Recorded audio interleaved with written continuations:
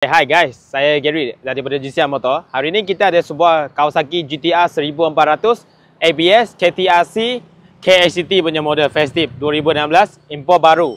So harga jualan 72,800 siap potong nama, minimum deposit kosong, bulanan 1,200 lebih selama 7 tahun. So jom kita tengok motor.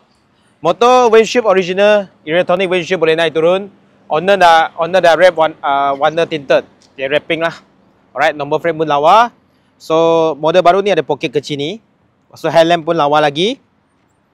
Lepas tu korang tengok tayar depan pakai saiz 120/70/17. Pakai brand Michelin. Tayar masih ada around 60% lagi.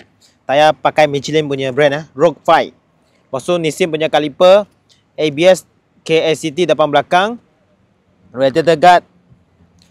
Right, lepas tu tengok tepi ada crash bar, ada spotlight. So balancer ni pun dah yang tukar yang solid punya, chrome punya.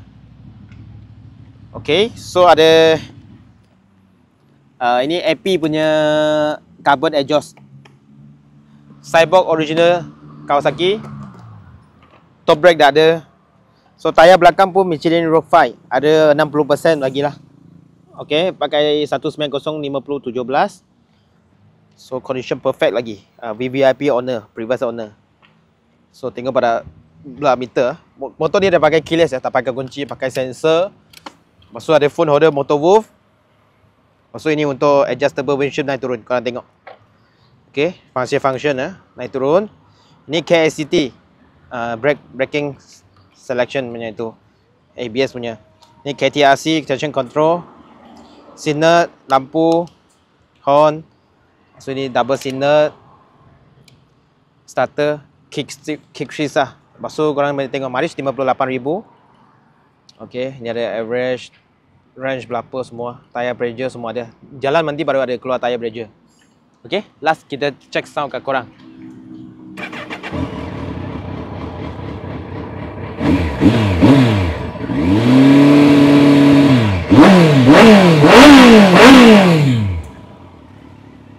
Alright, so sesiapa kalau rasa minat boleh PM kita. Last kali, ulang lagi sekali, 2016 Kawasaki GTR 1400 KTRC KHCT ABS, harga jualan 72,800, minimum deposit kosong, bulanan 1,200 lebih selama 7 tahun. See you guys, bye.